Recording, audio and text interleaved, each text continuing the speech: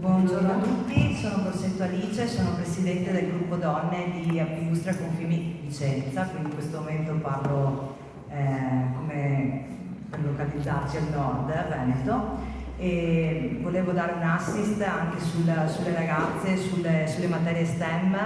Noi come associazione datoriale, come gruppo donne, insieme a Camera di Commercio di Vicenza, abbiamo dato vita a un progetto proprio rivolto alle ragazze sulle materie STEM. È partito l'anno scorso, è nato sulla base proprio di una riflessione che come donne abbiamo fatto.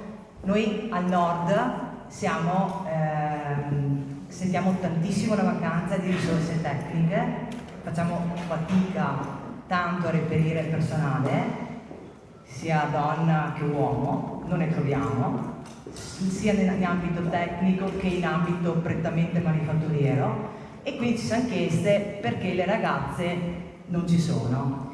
Quindi abbiamo iniziato ad approcciare queste materie con un approccio proprio laboratoriale, quindi non lezioni frontali, ma proprio facendoli toccare con mano che cosa vuol dire. Al di là dell'aspetto culturale che c'è ed è importante, perché sicuramente le ragazze, a prescindere, soprattutto noi abbiamo iniziato prima con 4 licei del territorio, poi ci siamo resi conto che bisogna partire prima, quindi da quest'anno per altri 2 anni, sempre insieme a Camera di Commercio, partiremo proprio dalla fascia della primaria, perché già da lì deve esserci un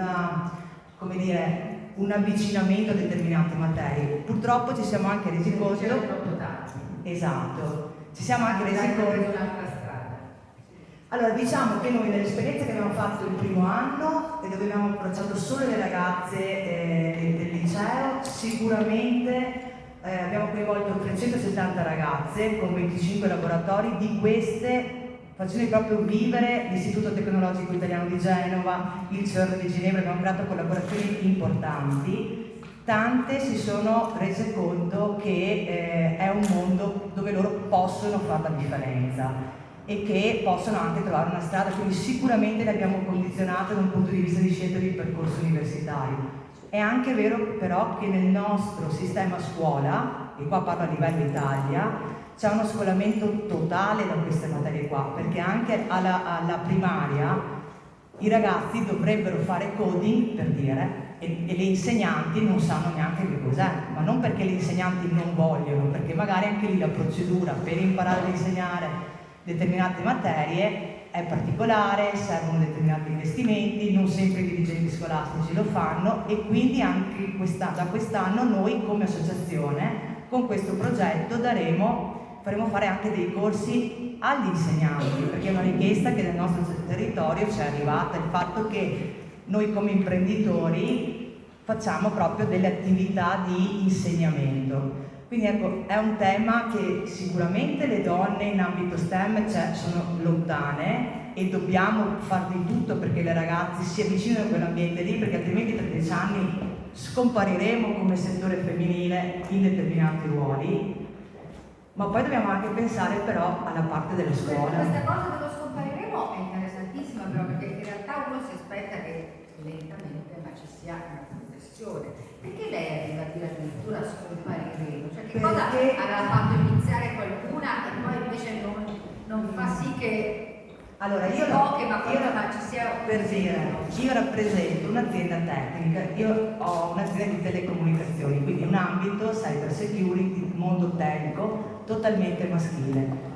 Le ragazze per partito preso non si iscrivono all'istituto tecnico telecomunicazione, all'istituto di informatica. Da noi a Vicenza l'istituto tecnico conta 1400 alunni, 100 sono ragazze. L'ITS meccatronico, che è una tipologia di lavoro che se tu vieni fuori da lì il lavoro lo trovi il giorno dopo, ok? Su 300 ragazzi, 9 sono ragazze. Allora, e i numeri non sono in aumento. Sì, però scusa, il progetto minimo lo conosco anche perché ne ho parlato a lungo con la Camera.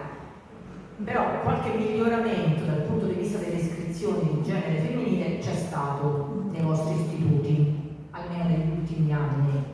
Un filo, non dico chissà quale. Allora, tutto però sempre legato all'ambito sanitario eventualmente.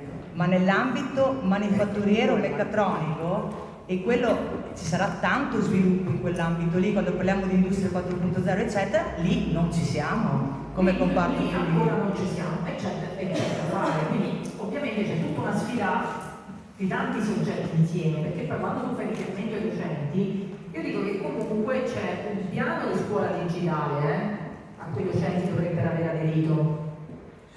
Ma da noi, vi dico, alla primaria da noi, coding non sanno che cos'è. Ci sono su N istituti comprensivi, 1, 2 che sanno. Grazie. Grazie. Arriviamo